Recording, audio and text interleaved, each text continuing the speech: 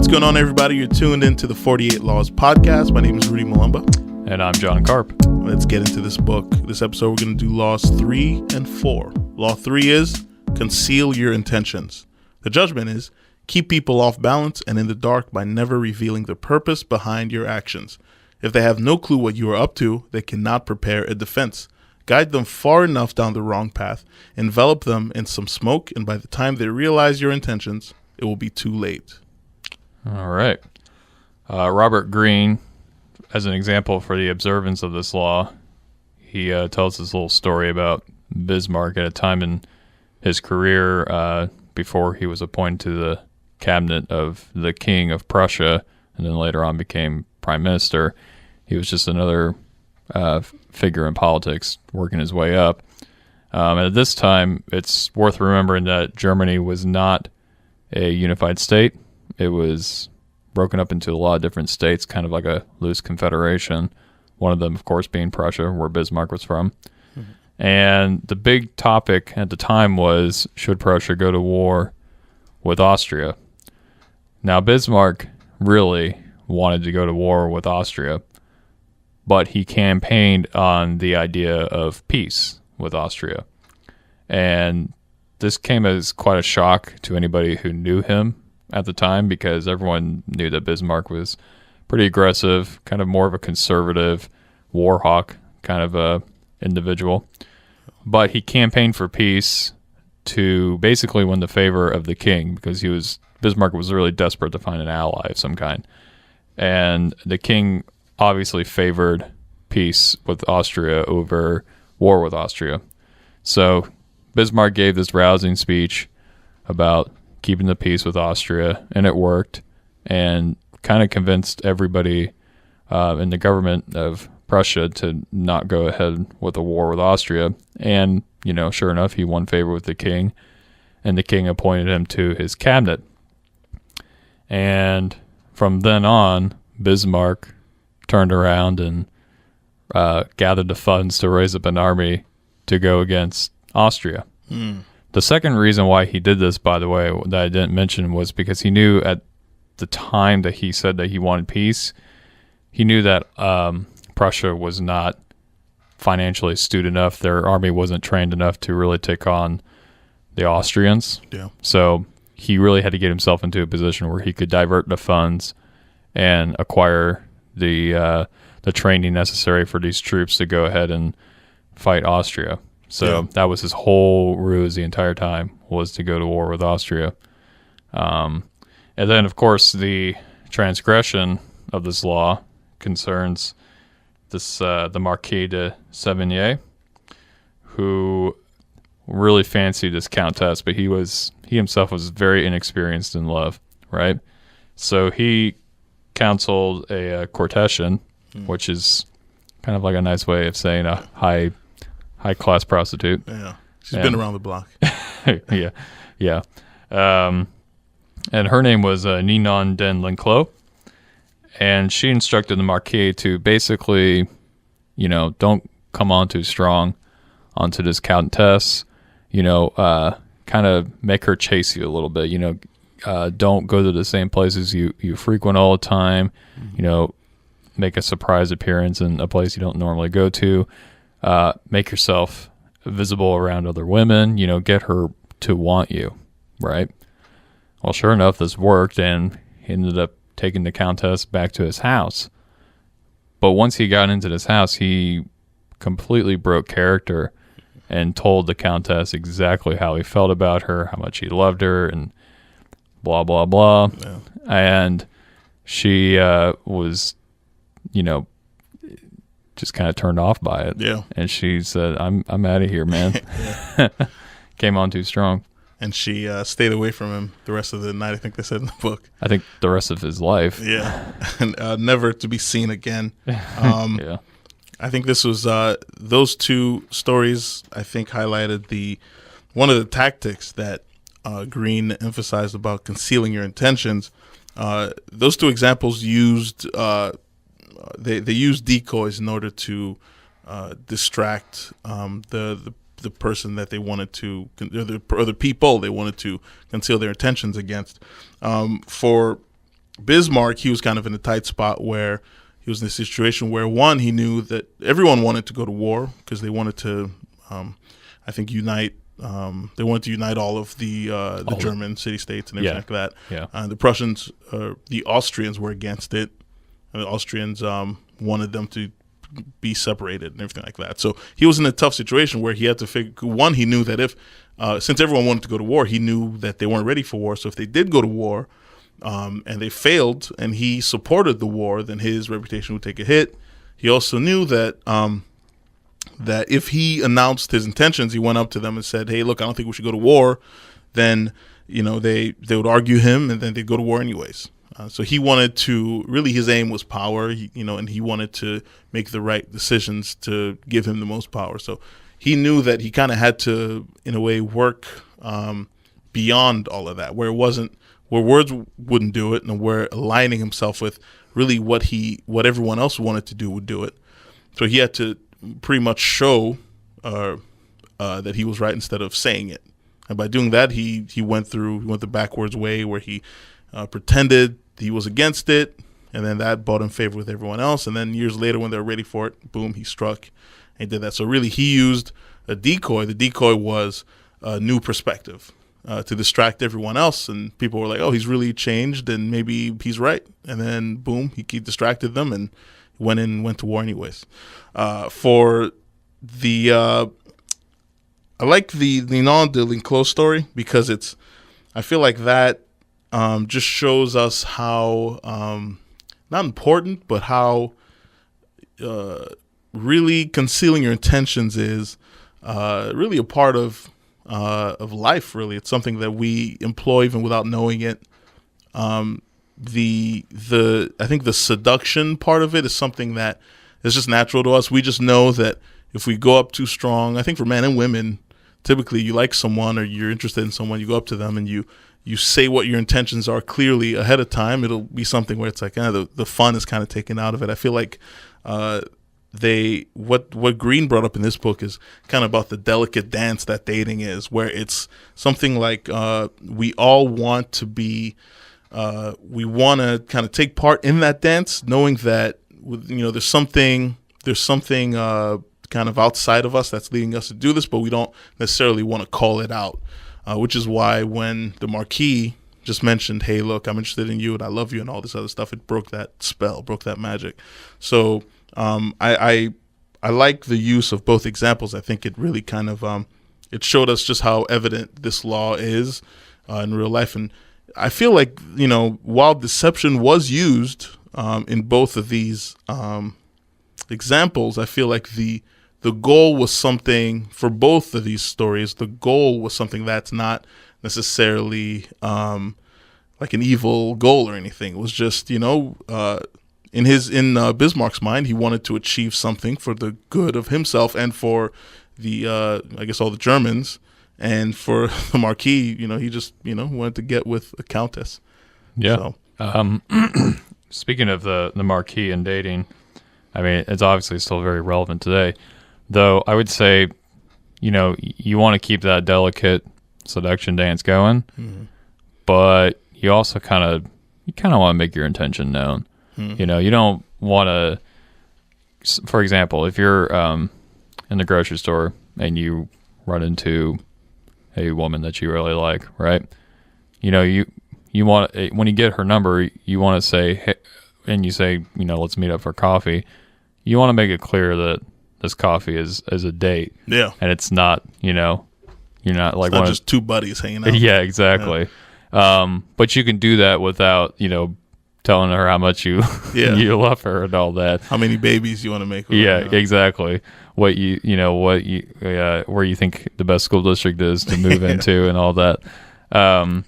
So I think it's always this delicate balance of concealing your intentions, but then given the situation, revealing exactly what it is that what it is that you want from somebody. You kind of have to do a little bit of both. Yeah. And though I would say, though, in a company situation, you might want to conceal your intentions a little bit more, especially if you're wanting to run the company one day. It would be very stupid to to walk into the interview of a company and say, one day I'm going to run this company. Yeah. Right. I mean, sometimes people might take that as ambition. Other times they would take it as a threat. And, you want to kind of protect yourself from the people who would take it as a threat. Yeah. Just do what you got to do. And when your number's called up, take action. And the kind of people who would take that as a threat generally would be people who are kind of insecure, maybe in their position, who, they don't want the balance of the company to be changed or anything like that. I actually think that for as far as the seduction angle of it, I feel like the kind of the dance that goes on when it's like, either flirtations or little things where, one day you're aloof with the person, the next day you show interest, then you kind of bounce out. I feel like that dance can only happen when there's two interested parties involved. You know what I mean? Where it's like, we can kind of keep this thing going because there's mutual interest kind of on both sides. And for the job too, I feel like for both those examples, it's the goal is kind of mutual for everyone, right? Like if you come up and you conceal your intentions, sure, but if long term you have the capabilities to run the company, it's still good. You know what I mean? It's not necessarily deception. You know what I mean? And for dating too, where it's like if you have if you want to settle down with this person, you genuinely have feelings for this person.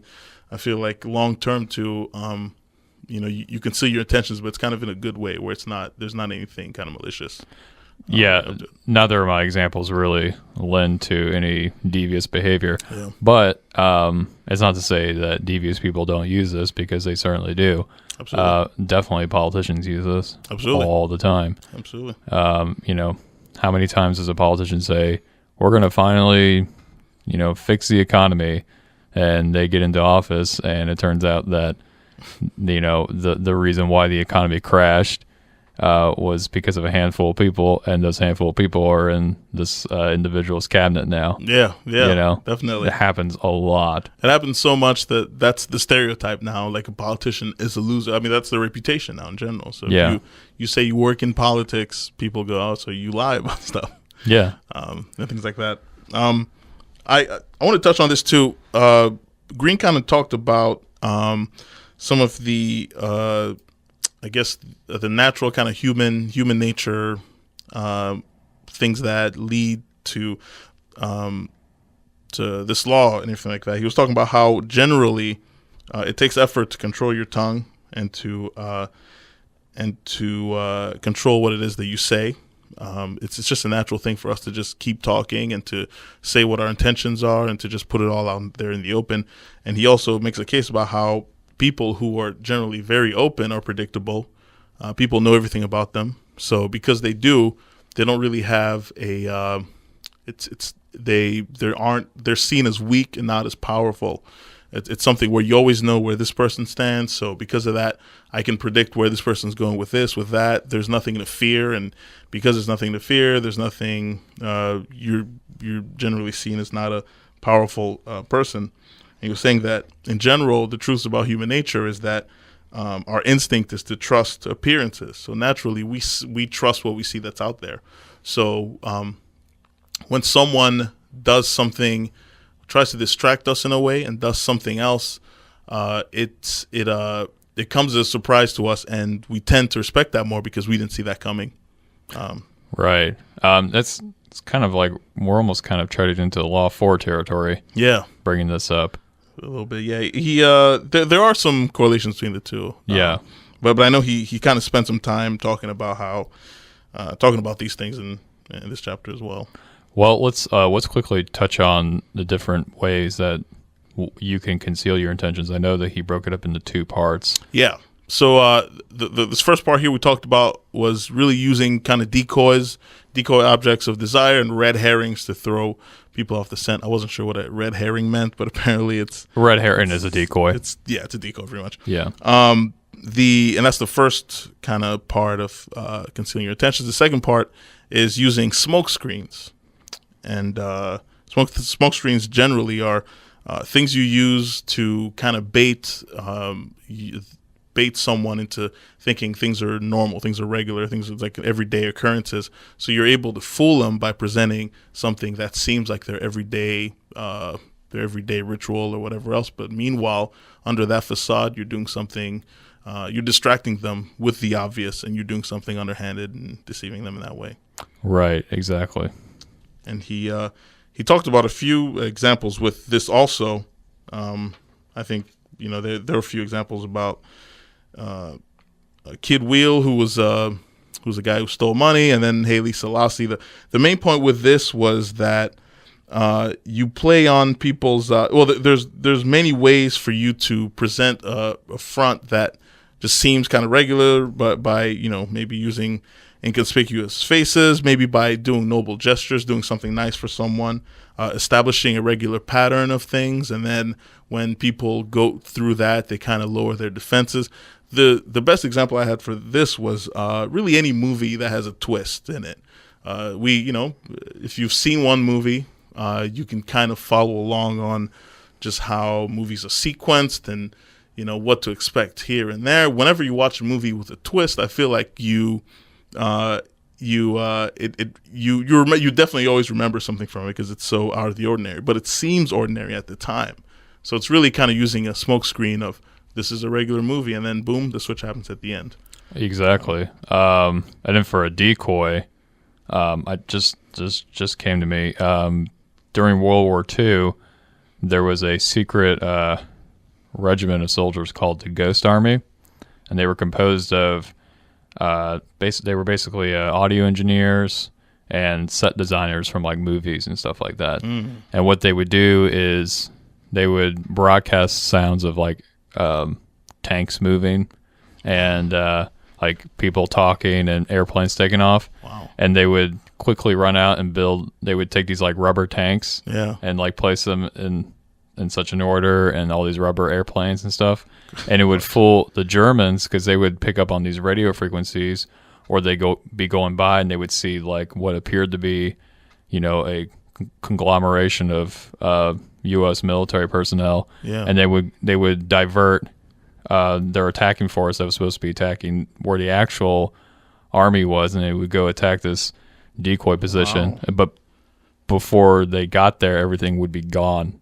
Oh, goodness. Yeah. Yeah. Very interesting. If you're interested in that, there's a wonderful documentary. I think it's still on Netflix. It's just called Ghost Army. Ghost Army. Yeah. It's amazing. That sounds interesting. But again, it plays off of what, our natural instinct to trust the appearances and to just kind of go along with what we see because there's nothing else. Like, if we had to investigate everything if we had to, distrust everything that we see, we'd be busy 24/7. So our natural instinct as people is to just say like, this is what we see. We can't go into the alternatives. So we're just going to trust that. And so what Green talks about here is that there's a lot of different ways you can deceive people by just presenting something that's not real. And you could do that using decoys. You could do that using a smokescreen, something familiar, something that they're used to. You could do that in a bunch of different ways, and get that point across. Another thing I want to talk about too was honesty and deception. Okay, I think that was the last point for what I just going through this law. What do you say we save that for the next law? Okay, we can do that. Because I feel like they tie in together. Yeah, definitely. Well. There's a lot of overlap. Do you want to just go ahead and do the reversal for this one? Yeah, let's talk about the reversal. I feel like we're stumbling into Law 4. Yeah, definitely. Let's do that. The reversal for Law 3 is, because obviously this whole law is to conceal your intentions. I feel like the subtext here is in order to deceive. But obviously, there's good and bad. I mean, the law by itself kind of stands alone. Then there's good and bad you could do with it.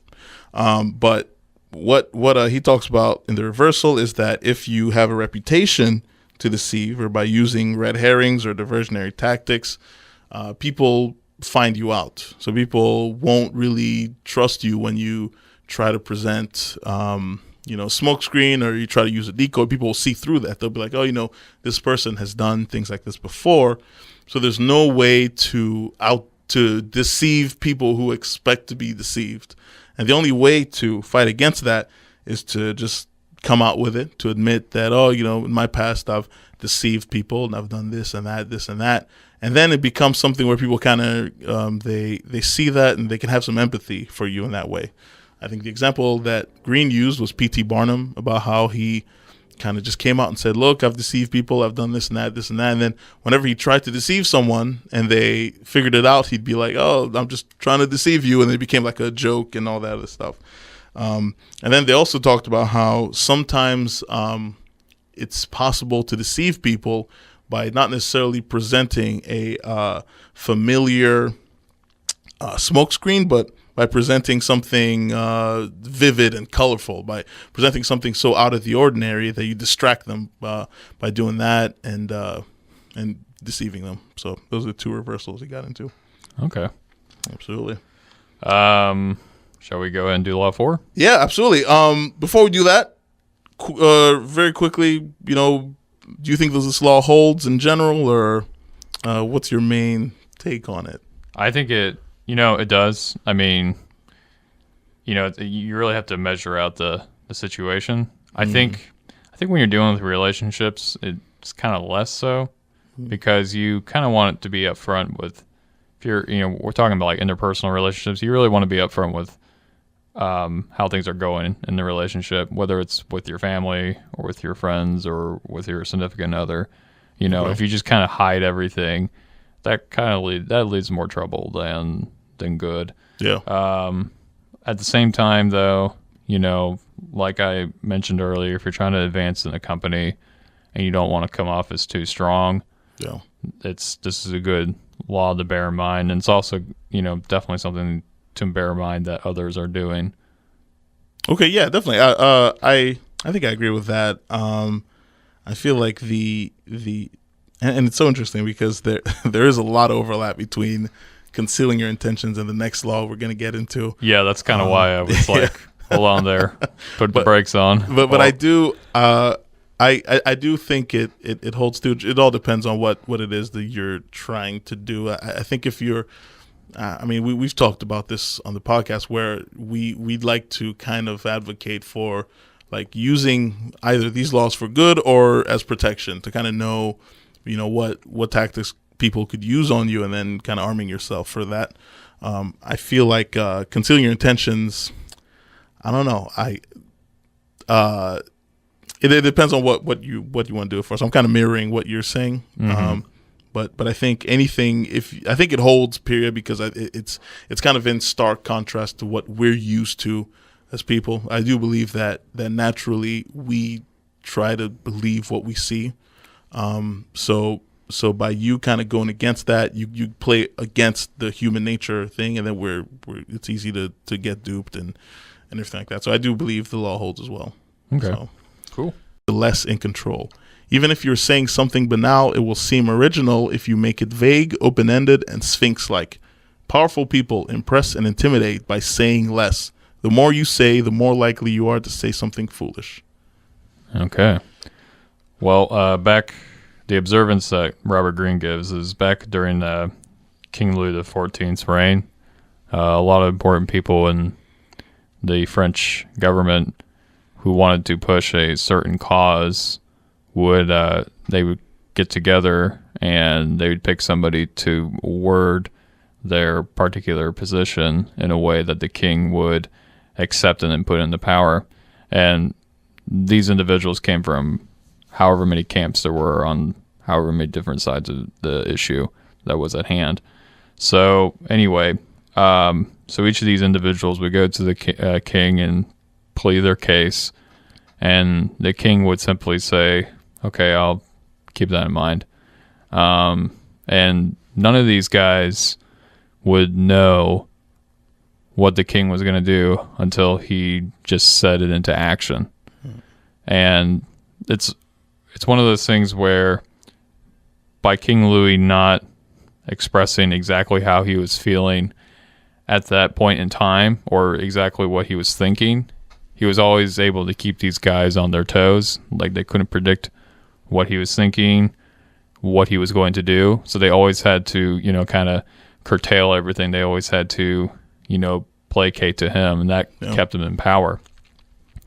And then the transgression of this concerns this guy called Coriolanus, and we're laughing because this is a pretty funny story. So back when Rome was still a republic, not yet an empire, there was this general named Coriolanus who was a very famous general. He won a lot of significant battles and was well loved by the people because he was basically a war hero, right?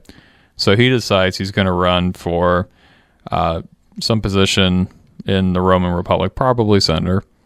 And so the first speech he makes, he talks about all these great battles he engaged in and these glorious victories. He and shows them his scars. Yeah, he shows them his scars, and the people are like, yeah! But soon after, he starts hanging out with the very affluent folks in Rome at the time. And it's worth bearing in mind that Rome politically was divided amongst the patricians, who were the upper crust, the aristocracy, and then the plebeians, who were the common people, basically. 99%. The 99%, exactly. So he's starting to hang out with all the patricians, and the plebeians are like, this is kind of fishy, right? But they're like, well, he's still one of us, right? Yeah. But then he starts opening his mouth about how much he disdains the plebeians, and he thinks commoners are, scum of the earth and all that. And the plebeians go, okay, this guy's clearly not on our side. Yeah. We need to, do what we can to make sure this guy does not get elected. And sure enough, they succeeded in that. And Coriolanus was pissed. So pissed, in fact, that he managed to convince whoever was in charge of grain shipments to stop grain being imported into the city. And this caused a bunch of riots, and this put especially the patricians on edge because, these riots were threatening to break through and wreak havoc on the entire Senate, but particularly the patricians. So the patricians convinced Coriolanus to make apologies to the plebeians and to the common folk. So he gets up on his pedestal there, and he starts, giving what sounds like a regular speech, but then it quickly turns into this roast of all the commoners, and he just doubles down on how much he does not like the plebeians, right? And at this point, the plebeians are like, okay, this guy has got to go. Yeah, we want him dead, right? And the tribunes, who were the representatives of the plebeians, brought that idea forth to the patricians, and they said, okay, we get that he needs to go because he's causing instability, but death is a little harsh. Why don't we just banish him? And the tribunes are like, all right, that works for us, whatever, as long as he's out of here. And sure enough, Coriolanus got banished, and the day he was banished, apparently it was the biggest celebration the city of Rome had ever seen up until that point. So basically the moral of the story is, if you don't like the plebeians, keep that to yourself. You don't have to, publish that with like megaphones and say that out loud on top of mountaintops and everything like that. Exactly. I think, first of all, the Coriolanus story is, I think, one of those cautionary tales about letting your ego run amok. I feel like he was so respected and loved by the people because he was a war hero and some of the things he did in battle. But I also feel like he bought into his own hype, which is why he felt like when he first went out, he told the crowd, really, the plebeians and everyone else, about everything he had been through, and people, connected with him on that level, and he had an audience. And so I feel like because of that, he was like, oh, I can say whatever I want because I'm loved and I'm respected and I'm all that. And so he just kept going on and on and on about that, thinking he was owed love and respect and all that, and he could do no wrong. He could do no wrong, and then boom, he did a lot of wrong. So that's definitely the first thing there. I think with this law specifically, it's I think it's very important. Well, first of all, the main things that I got from this is that by saying less than necessary, it's a good way for you to not, because I think we're all capable of saying kind of things that would, I guess, put us in situations where people kind of have something on us, or people know our weaknesses, people know kind of things, ways to, if someone had intentions of deceiving you in a certain way, they would know like what your corkscrew was or what your weakness was in one sense or another. So by being calm and being quiet about it, not saying too much, you conceal that about yourself, and people can't really come at you with anything. And actually, it also gives you an opportunity to observe other people. And so by being quiet and watching other people spill their heart out or whatever, you get to know more things about them. Also, you get to know some things about their character and etc. And this is kind of where there's that tie with Law 3 and Law 4 here, where Law 3 talks a lot about how naturally our as humans we don't want to shut up. Like it takes discipline to control what comes out of our mouth.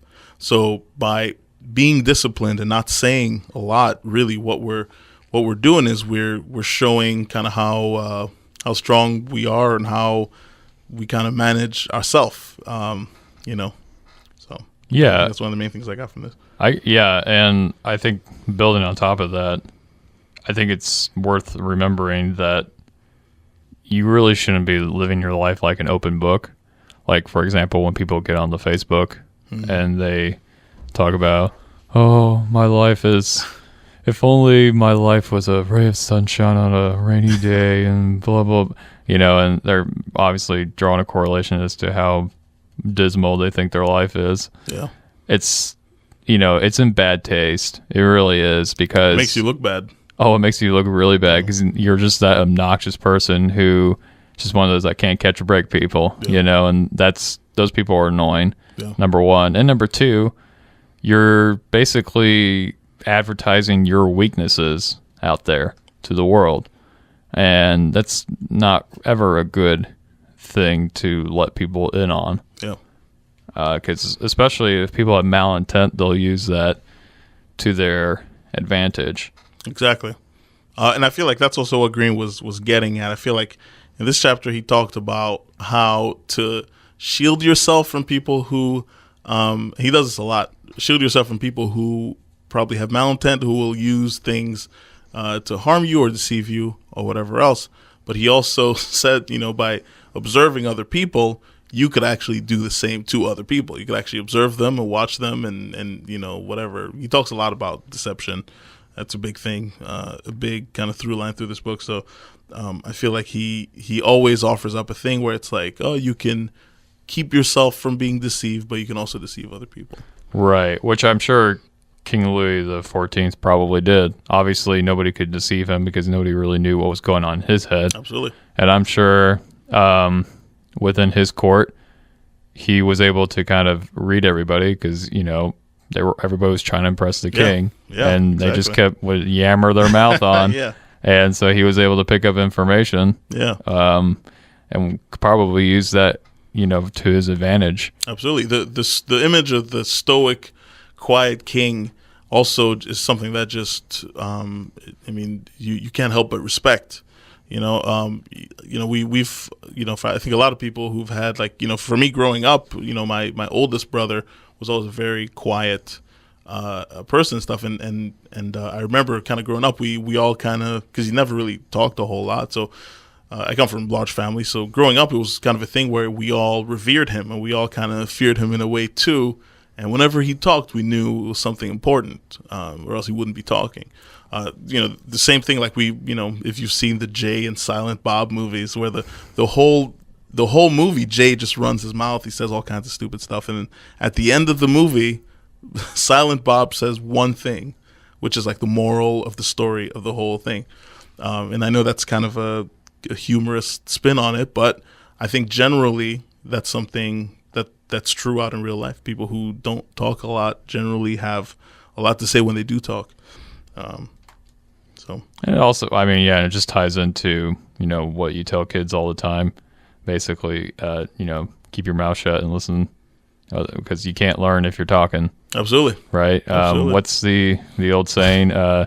It's better to have people think you're stupid than to open your mouth and remove all doubt. That's how I heard it. Yeah. No, that's exactly how I heard it too. Yeah. Which makes sense because that's how kids are. They interrupt every 10 seconds Absolutely. to talk about their day, and it's like, okay, that's great, but we still need to learn how to change a tire. Yeah, absolutely. Absolutely. And that's not just kids that do it; adults do it too. Absolutely. I think it's interesting too. What I was going to say too about the King Louis, the kind of stoic, powerful king, is whenever you're in a situation where you're talking to someone and they say something brief and they stop talking. I think a lot of our natural inclination, I think it depends on the kind of person that you are, but I know for me, sometimes the natural inclination is to fill that silence because the silence is uncomfortable. And that's kind of where the power lies, by you being quiet and you just, you've answered the question, you've said less than necessary. The other person who's uncomfortable just starts yammering and just talking. And then, by them trying to avoid a situation that might be perceived as awkward, they're just, giving away life secrets. And they're being awkward themselves. Exactly. Yeah. So, and then they walk away from the incident going, why did I say that? Why did I reveal this, that? Yeah. And I kind of feel like that's where this law is pointing to. It's kind of saying, to get comfortable in those kind of situations. Right. And to never reveal more than necessary. Just say what you have to say and nothing more, nothing less. Exactly. Now we were going to tie into the idea of deception versus honesty. I think this is a good time to bring that up. Absolutely. Yeah. So something we've both noticed is kind of the difference between deception and honesty here. I kind of feel like in a lot of these laws, and I think in Law 3 or specifically, Green pointed out that honesty is actually not good. He said many people believe that by being honest and open, they're winning people's hearts and showing their good nature. He says honesty is actually a blunt instrument which bloodies more than it cuts. Your honesty is likely to offend people. It is rather than the coarse and ugly truth of what you feel or think. So he was actually saying that by being truthful, we're actually hurting people. And I feel like what he was getting at is you are, whenever you're in a situation where you want something from someone, it's better to not be 100% honest in order to deceive them because you want something from them. So if you're deceiving them, they'll be happy with you because they don't know the honest truth about themselves, and then you can kind of go in there, and since you're distracting them by being happy, you're actually deceiving them and taking something right under their nose. I feel like for a lot of these laws, there's kind of that balance between that honesty and deception where, I would say probably half of the 48 laws Green talks about deceiving in some way. Right. Though I have to say, I understand what he's saying, and I think in certain applications that's probably true. Mm-hmm. Though I think being honest and upfront is, ends up winning out for everybody involved much more so than being dishonest, I would say, because people need to know where everyone stands. Mm-hmm. But that doesn't mean that you need to tell everybody about everything about you or that everything you want to do, right? Yeah. So I think what he's saying really realistically it ties into more of the law 4 than anything, which is kind of why I kind of insist that we pushed it back. Yeah. Just because it's really more. It's not that you can't be honest. you can be honest, and as a matter of fact, you should be honest. Yeah. But being honest doesn't mean that you tell everybody everything. Yeah. You know, you can be selective about what you tell people. You know. Yeah. Use selective honesty, which is something he refers to later on also. Right. For example, right? Like if the classic example when your significant other says, "Does this dress make me look fat?" Yeah. Right? Yeah. You don't have to tell the truth. That's a cue for you to be like, no. No, of course not. Of course not. Yeah. Absolutely. You know? Yeah. You know, you don't have to tell the truth about that. That's not detrimental. Yeah. You know? So what if she looks fat and a big deal? Yeah. You want to sleep on the couch? But at the same time, you know, if she asks, you know, where do you see this relationship going? Tell the truth. Yeah. Right? Yeah. So it's actually a question of kind of fighting your battles, seeing like, you know, does this by me telling the full truth here, am I actually like if I tell the full truth here, am I just being petty, or am I just trying to hurt this person? Versus, you know, by being truthful here affects maybe this person's well-being or this person's this or that, right? So it's about kind of gauging how important the incident in front of you is towards kind of the long term. I think the way you just worded it is amazing. Yeah. I've been practicing. I'm kidding. Yeah, definitely. Well, I kind of feel like it's it makes sense. It makes sense that it's important to look at the importance of kind of whatever honest thing you're about to say. I feel like the law 3 part of this is like the bad part of it, right? The bad boy. Yeah, because the reason you're concealing your intentions is to deceive. While in law 4, it's it's just a kind of a defensive thing, right? You're being disciplined in what you're saying because you don't want people to know things about you that they shouldn't know. Well, in law 3, it's you're deceiving in order to get something from someone. So it's like the reason you're not being honest is because you want something, so you want that person to be happy while they're giving it to you. That's really interesting, because the entire time I was thinking of these laws as being intertwined, and they are, but it's more of like a yin and yang relationship, where law 3 is the more aggressive, you know, stage of what we're talking about, and law 4 is more of the defensive. Wow. That is, I didn't even, that's beautiful. I just blew Rudy's mind. Wow, that is a yin yang thing, yeah.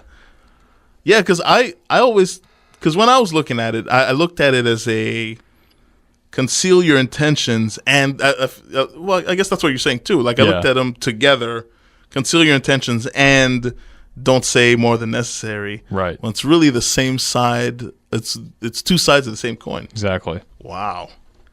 That is beautiful. Yeah. I wonder if he did that intentionally. I don't know. Okay, I dig it. All right. Well, I guess we could probably go on to the reversal of this. I think it's time. If you're cool with that. So yeah, Robert Greene goes into situations where it would actually be better not to say less than necessary. I think he talked about how sometimes if you're known as the person that never says anything, it could come off as being suspicious. So I think what he went into is talking about how sometimes you can play the role of the jester, where you're going out, you are saying more than necessary, but you're doing it more in a playful manner so as to not arouse people's suspicions. And he also talked about how sometimes you can use your words as a smokescreen to appear less intelligent when you actually are intelligent, just so people aren't intimidated or they're not suspicious of what's going on there. I think the times to use those, I think you'll be aware of when to kind of to do that over saying something or over saying less than necessary. But it's whenever you're in a situation where people are just suspicious of you, they want to know where you stand or where you're at and everything like that. Yeah. Go into there. That's one of those situations where you have to measure it out. Yeah, And trust but verify. Boy, and that's a big one, ain't it? Yeah, absolutely. Well, especially like the kind of situation that comes to my mind is like a career ambition. Mm-hmm. People are like, well, what exactly is it that you're going for? Yeah. It is beneficial to kind of hold that back at times, but other times you want to lay out what your goals are so that people can help you. Yeah. Because it's very hard to get important contacts and just general help in achieving your goals if you keep your goals to yourself. Right? So that'd be one example. And I'm sure there are others. Yeah, definitely. No, I think that's a very, very strong example. I think it's very relatable too. Where I think in general, where I stand with this is, I think it's very important to, at the very least, practice discipline in what you do say. Because me personally, I feel like the reason I liked Louis the 14th, I think. Yes. Right?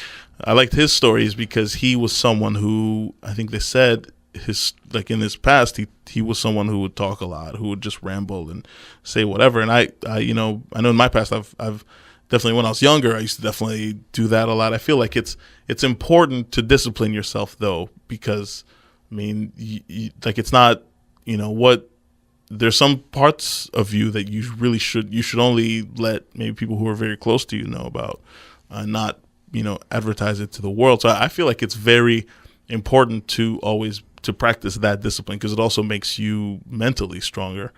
I feel like there's parts of you reserved for people who are certain levels of close to you. So there's obviously part of you that you reserve for just, your close friends, for like your family, intimate partners or whatever. And then there's some parts of you that you just, advertise to the world. So because I know you mentioned that it's important for people to kind of know where you stand on things. I don't know. I don't think that's always the case. In my opinion, I feel like sometimes it's good for people to just not know. And I think there's actually a law that Green eventually talks about too, where it's, he talks about being neutral as much as possible. I feel like there's some, I don't know.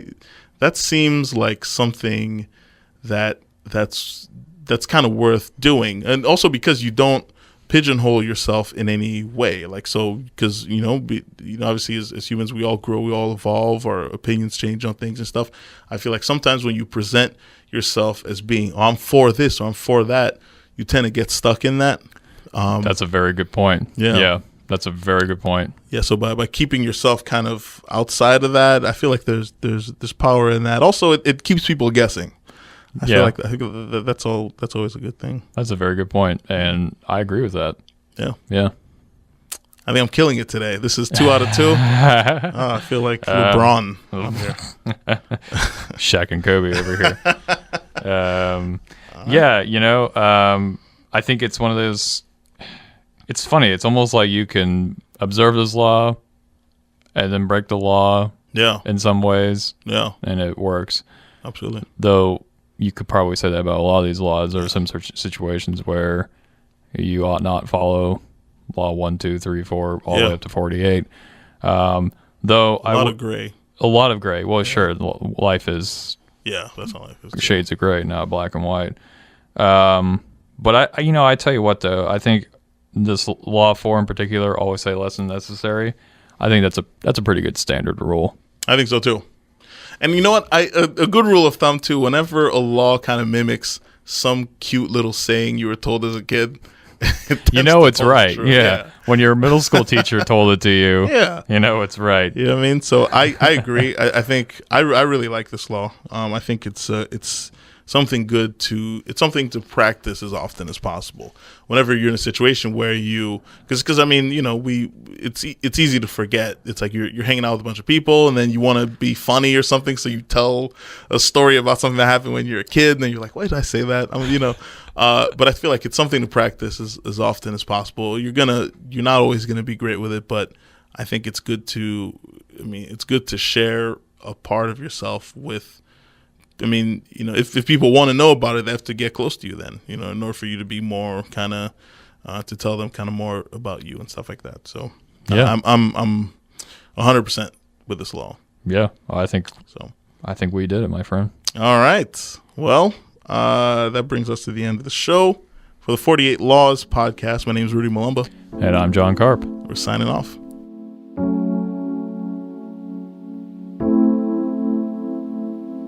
Well, that was our take. What do you think?